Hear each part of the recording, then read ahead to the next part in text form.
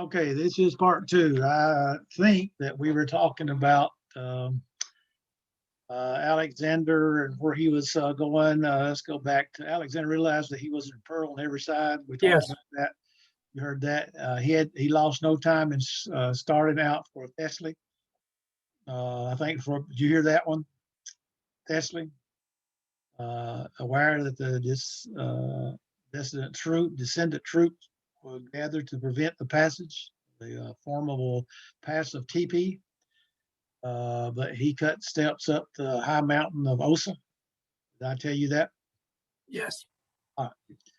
So with this ladder of Alexander, he turned dangerous defile and descended to the plain beyond the enemy without having to strike one blow. So the fine Thessalan cavalry became his possession. So to an assembly of the Thessalan nobility, he explained that he desired to be recognized as head of the League of Corinth. I think it's where we went off in the place of his father. So he promised the Thessalonians that he would protect their country, that he would carry out the invasion of Persia contemplated by his father, and that he would share with them the booty which might come with the war of Persia. So he was a romantic touch with a romantic touch.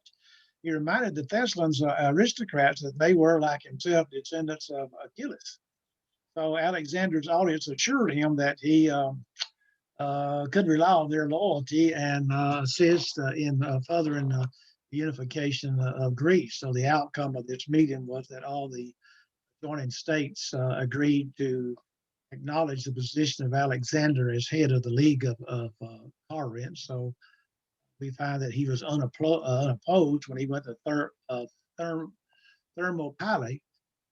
So he convoked the Amphilactonic Council, the combination of states, and was appointed head of Greece in the place of Philip, his father. And so no representative came from Thebes or Athens. And so Demos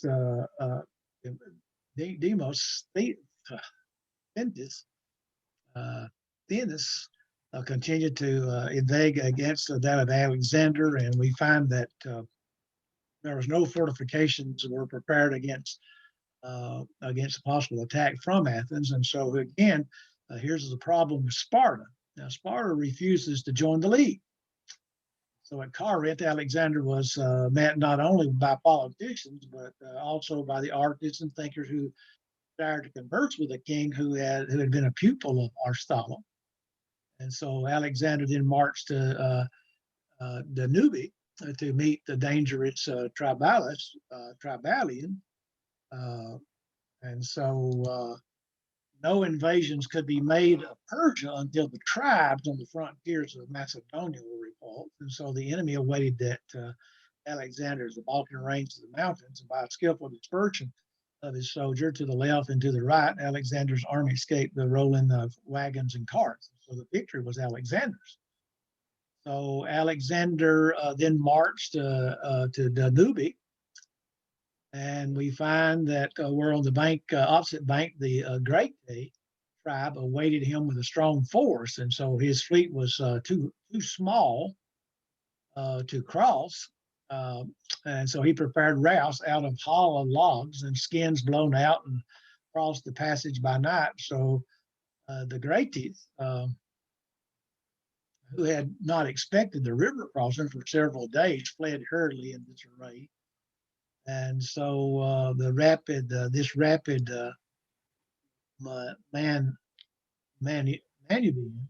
menace was removed. And so Alexandria turned south to deal with the two Illyrian armies, which had invaded Macedonia and captured Pelion. And this was an important western fortress. And so he hurried and moved his troops to 200-mile distance before they could be attacked. So when his army was cut off from rations, and that's a thing that happened a lot, we noticed in reference to them, because again, they only carried 3 days of food. And so they had to be very careful in reference to running out of food. So he ingeniously confused the enemy by army drillings up and down and around and in open view. Suddenly, the charge when Pelion was captured. And so during the delay, we find calls by the Northern campaign. Rumors spread that Alexander had been killed, and that was, like I said, just a rumor.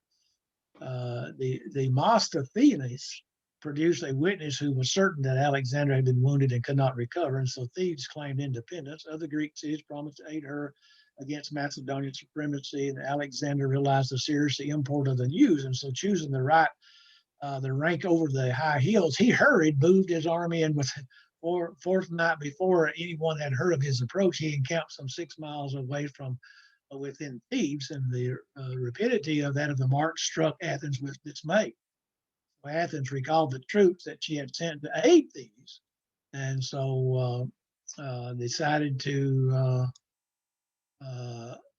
evade, as we would say, evade the results. So Thebes found that all her promised allies vanished. And so you had the Procrans and the Platines and other Boeotians that who had ruled with severity would exist that of Alexander. So twice now, when we look at what he goes on at Thebes, twice Thebes had defeated Sparta. And remember, Sparta had to rebel and was not going to join the league and so forth. Alexander postponed attack and waited on an apology for the murder of his 2 officers, and Thebes refused to apologize.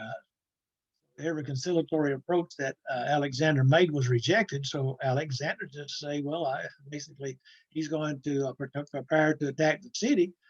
No one for a moment believed that so young a general would win a contest with Thebes. Perdiccas found a weakly guarded position in the wall, though gravely wounded. Perdiccas drove the Thebans to the temple of Hercules, and the Cadmean garrison swept down to aid them, and a terrible slaughter ensued. And so the Theban cavalry fled early in the combat as they were powerless in the city. Sometimes you want to stop and think, maybe had they heard about Alexander, what all he had done up to this time. At nightfall, a halt to the struggle was called, and members of the League of Corinth, who had joined Alexander's forces, were summoned, to a conference, and were told that as sufferers under the cruelty of Thebes, they had the right to declare the punishment. So they demanded that the city should be razed to the ground, and Alexander unwillingly consented on condition that the house of the finder, the poet, and the temple should be spared. In other words, he didn't want to destroy those things that were, of their culture and that type of thing. And so the records state that the ruin was carried out by the Boeotians and others who had long groaned under that of Thebes' dominion. I guess what goes around comes around there. The devastation of Thebes made, though, a profound impression upon Alexander. The memory of the toll of the deaths and slavery troubled his conscience for many years. And we talked about that when we talked about his background. When Theban mercenaries were taken prisoner, special leniency was also shown toward them, and terrible as had been the price Thebes had paid. The results of her fate was that all other cities hastened to submit to that of Alexander. So Alexander showed the greatest clemency to all. And so, he wanted to be united, but yet he dealt with that of prisoners and so forth the best way that he could. So Athens was afraid of what might happen to her, and Alexander loved Athens, and so he made no demands. Felt that 9 men inveigled against him should be delivered up as hostages. And so the third thing that we shall consider why we need to detail Alexander's to that of the Grecian states to rise of that of Alexander. And I'm going to stop. I feel like that we have covered this, and seems as if that we had covered most of that, and it's just a repeat, and because it's going in reference to trying to show the history and the background of the same thing in reference to his down to Jerusalem and what's going to take. uh, because of that. I know we get on down through here though. We talked about Judah. Go all the way down to uh, number page 138. Because it seems to me that we covered about Judah, and then we did we talk about Sanballat obtained permission of Alexander to build at Gershom? Because I have Josephus here to read about what went on with Josephus during that time, and I don't think I know we didn't cover that because I just added that. But let me read this. Okay. Okay. It says, but the elders of Jerusalem, and this is from Josephus, Sanballat obtains permission of Alexander to build Gerizim. Now, the elders of Jerusalem being very uneasy that the brother of Judah, the high priest, through married to a foreigner, should be partnered with them in the high priesthood, quarrel with them. For they esteemed this man's marriage as a step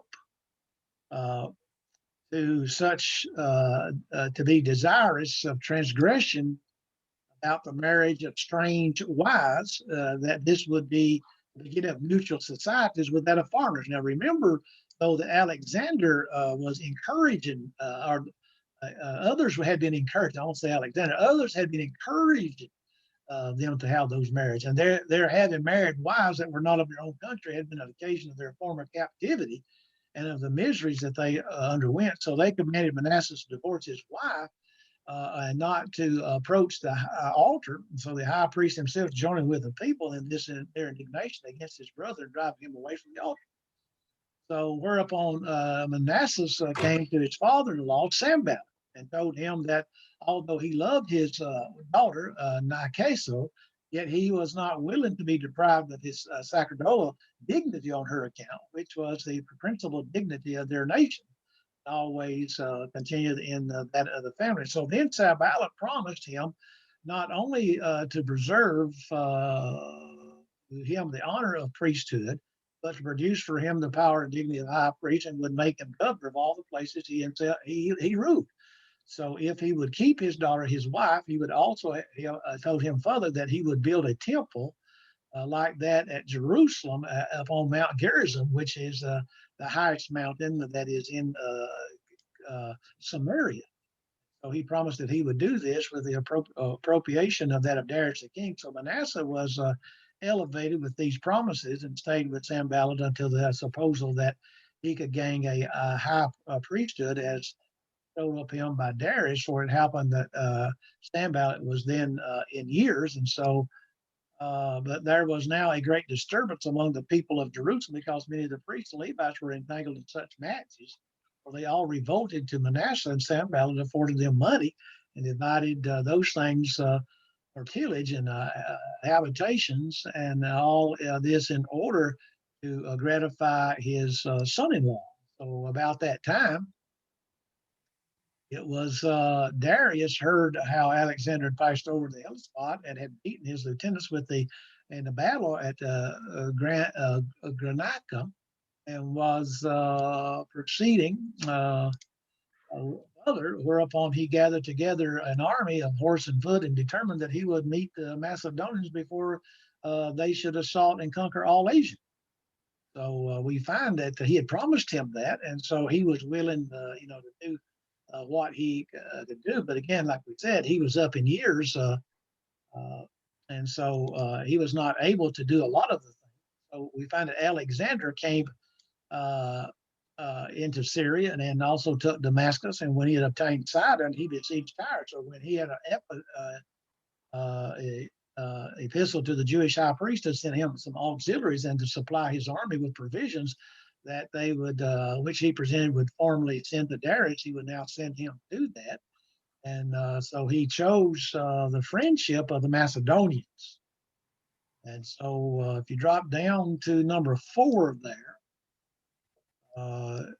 notice that Sanballat thought that he had gotten a proper opportunity to make his attempt. So he renounces Darius, and taking him with several thousands of his own subjects, he came to Alexander, and finding him beginning the siege of Tyre, he said to him that he delivered up him these men who came out of places under dominion, his dominion, and they gladly accept of him for their lord instead of Darius. So when Alexander had received him kindly, Sanballat thereupon took courage and spake to him about his present affairs. So he told him that he had a son-in-law, Manasseh, who was brother to the high priest, uh, Jaddua, and that he that they were many others of his own nation now within him, and that they were desirous to have a temple in the place subject to him, that it would be for the king's advantage to have the strength of the Jews divided into two parts, lest when the a nation is one mind and united upon any attempt of invocation, it proves troublesome to kings, as it had formerly proved in that of Assyria. And that goes way back. So, whereupon Alexander gave Sanballat leave to do so, who used the utmost diligence and built the temple and made Manasseh the priest, and deemed it a great reward for that his daughter's children should have that dignity. But when the 7 months of the siege of Tyre were over and 2 months of the siege of Gaza, Sanballat died. He was up in years. So now Alexander, when he had taken Gaza, made haste to go to Jerusalem.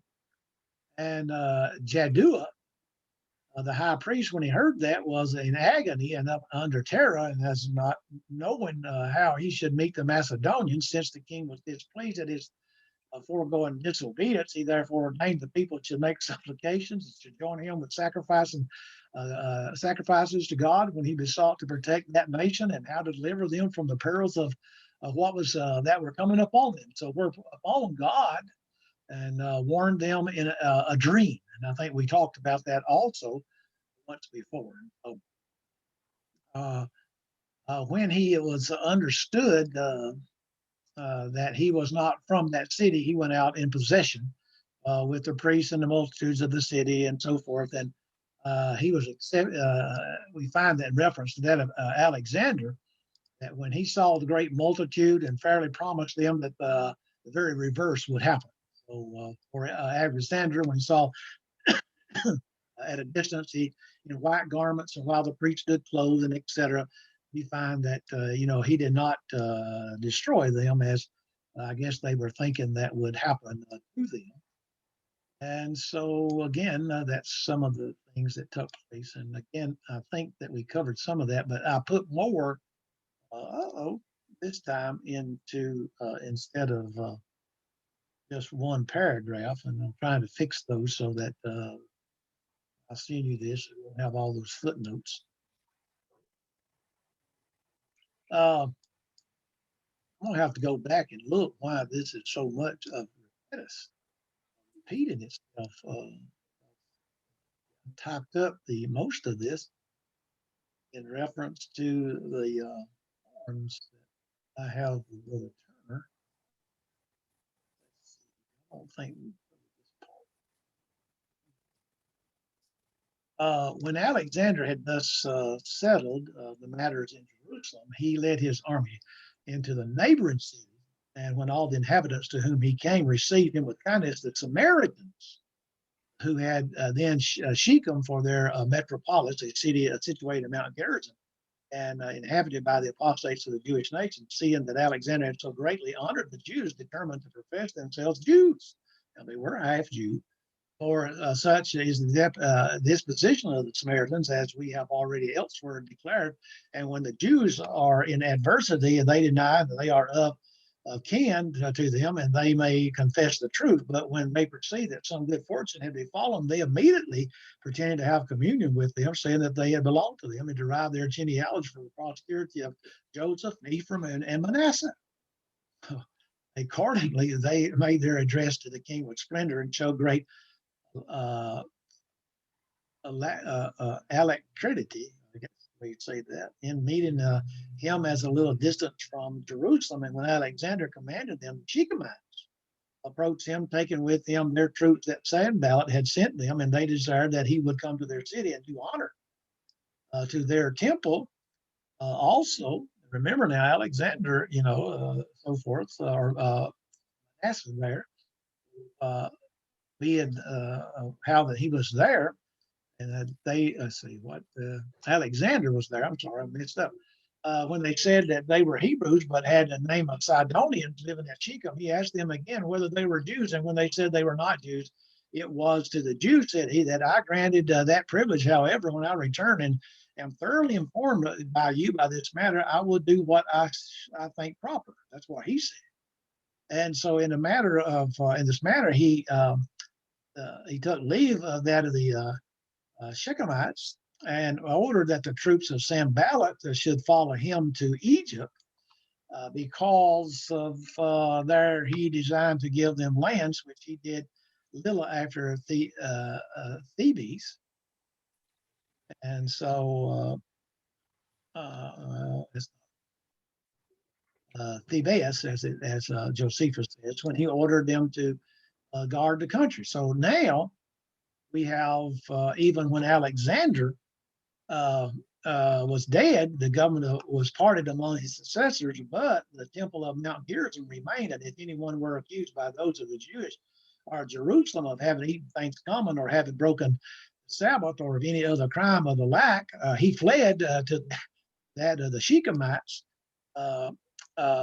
and said that he was accused unjustly. After this time, it was that Jeddah, the high priest, died, and Onias, his son, took the high priesthood, and this was state of affairs of the people in Jerusalem at that time. So then I'm going to drop down. Yeah. Sorry about that, Jim. Seems You're to good. me, yeah, there's some of the other. I don't know why he did that.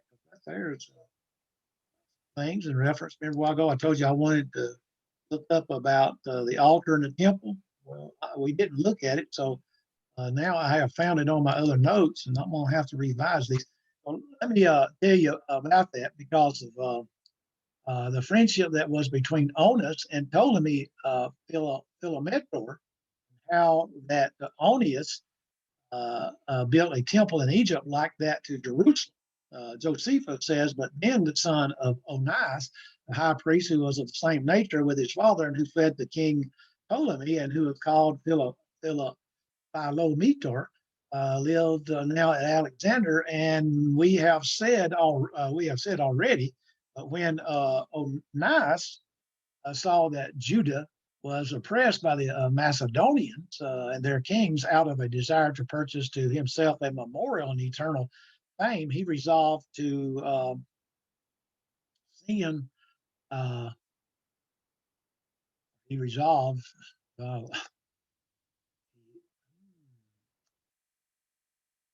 out of a desire, let me see here, what did I do?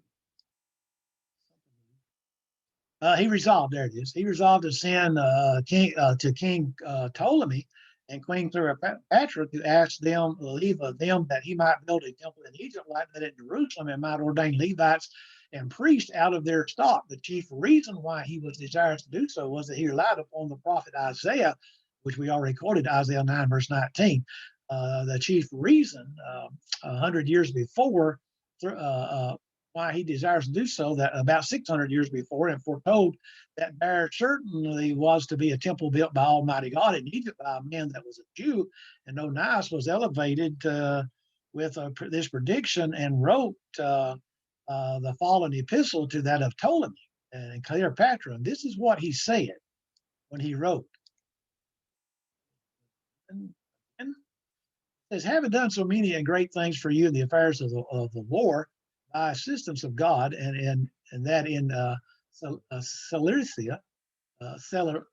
Cilicia, and Phoenicia, I came at length with the Jews to Leontopolis and to other places of your nation, where I found that the greatest part of your people had temples in an improper manner, and that this account they they bore ill one with another, which happens to the Egyptians by reason of the multitudes of their temples and the differences of opinions about divine worship. Now, I found a very fit place in a castle. Now, watch this. Hath its name from the country of Diana. This place is full of material sorts and replenished of sacred animals. It says, I desire, therefore, that you would grant me leave to purge this holy place, which belongs to no master, and be fallen down and built there a temple to Almighty God after the pattern of that in Jerusalem and of the same dimensions, that may be for the benefit of thyself and thy children, thy wife and children, and those Jews who dwell in Egypt may have a place where they may come and meet together in mutual harmony with one another and be subservient thy advantages. For, he says, the prophet Isaiah foretold that there shall be an altar in Egypt to the Lord God, and many other such things he did prophesy relating this place. And so after, and this was Onus's way wrote to Ptolemy. Now anyone can observe his piety, and that of his sister and wife of Cleopatra, that by that epistle which they wrote in answer to it, for they laid the blame and transgression of the law upon that of the head of Onias, and this was their reply. And so we would find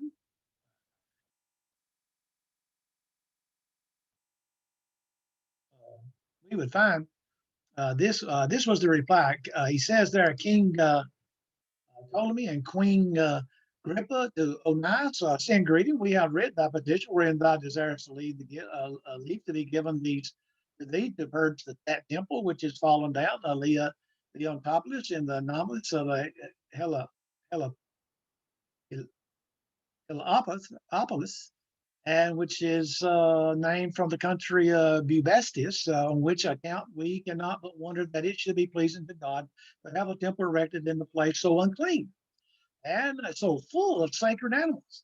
But since thou sayest that Isaiah the prophet foretold that this long ago, we give thee leave to do it, if it may be done according to your law, and so that we may not appear to have offended herein.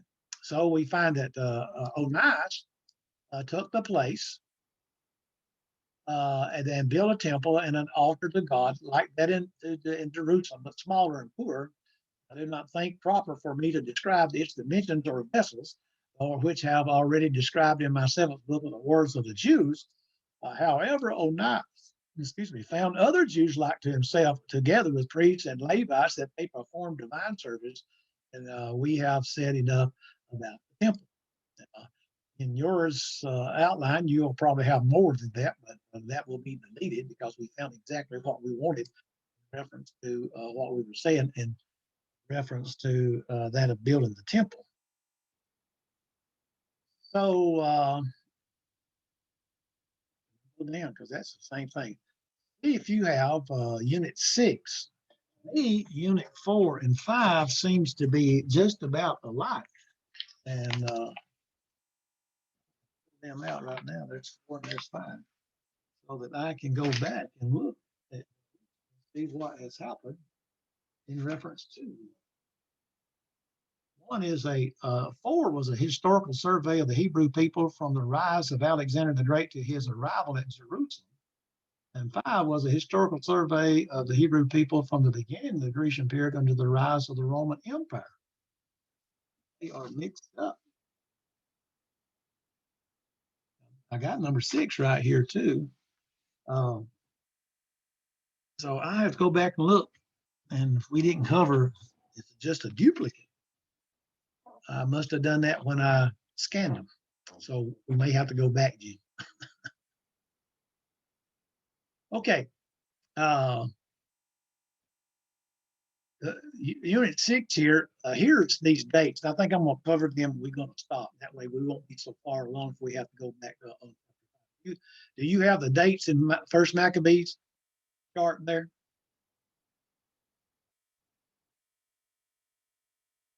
I just sent that today too.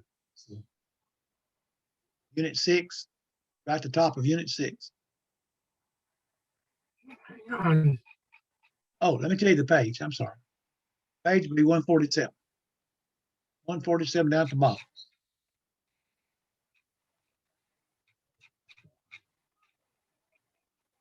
147, right down at the bottom.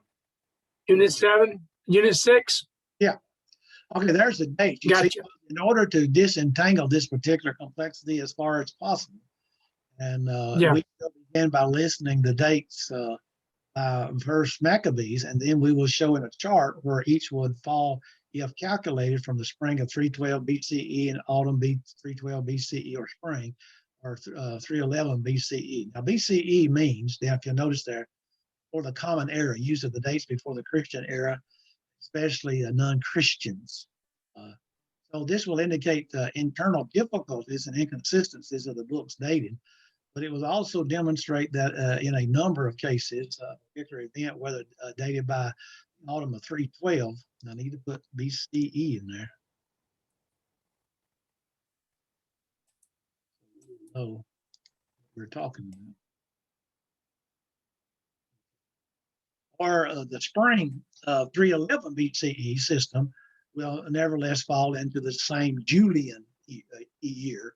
So the particular problems of a few dates may be discussed. Now, I haven't found that chart, but once I find that chart, says there, we will show in a chart where each will fall if calculated from the spring. I'll get those. That's what this is over. That is the chart. But here, and I think you'll notice, I don't know, had a problem all day long. Oh, I know what it was. I know what it is now. This is in a smaller print. It's in. That's the reason why it looks like a different print, but it's not. It's Times New Roman. But notice there. Gotcha. Well, we're not going to read because we don't have the time to read. Have you got your apocryphal? Yep. It's up. Okay, let us read. I can get mine. I got mine right here, but I've got to get to chapter 1 and verse 10. Maccabees. Yeah, Maccabees 1:10. In chapter 4. All right, here. All right, 1:10. Now he says in reference to that 1:10, and they said, "Behold, we have sent your money to buy you burnt offerings and sin offerings and incense, prepare you manna offered up on the altar." Now I'm going to get mine because I know you got yours, and I have to put my glasses on because I'm not going to read on the computer because I want to put the dates in my Maccabee and my apocryphal Bible here. Book. Biblios is a book. You know, some people say that the word Bible is not in the Bible, but Biblios is Bible. So at chapter 1 in verse 10, he says that's the 137th year. Okay? Yes. That's what he says. And then if we go down to 120, he says on his return from the conquest of Egypt in the year 143, he says that that's one, they say it's 143, 143rd. He says there, Antiochus marched with a strong force against Israel and Jerusalem. And then we were to go on down. Look at 129, verse 29 there. It says 2 years later. So if it's 2 years later, that will be, that is 144th year. Destruction of the temple and persecution. I didn't read what was taking place. As a summary of the context.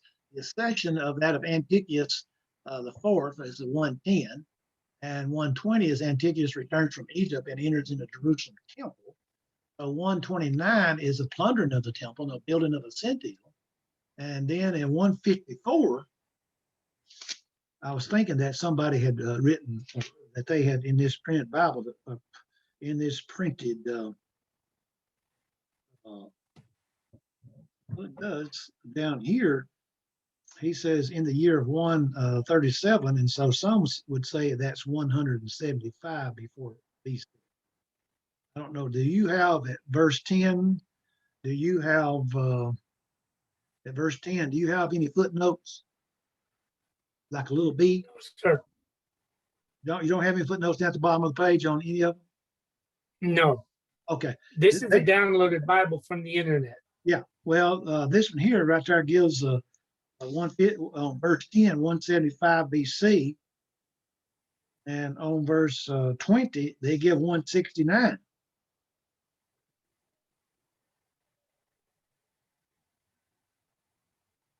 Okay. And so that gets us down to 154, Yes. 59. 54, he says on the 15th day of the month of Kislev in the year 145, and my Bible puts 167 down the footnote. He says that was the 15th Shifley Kislev, the 145th year desecration of the temple and persecution. And in 159, he says on the 25th day of the month, they offered sacrifice on the pagan altar. And so that was would be the 145th year too. According to my, Mhm. and according to the footnote, it'd be 167. So I'm gonna stop there because I want to come. I tell you what I want to do is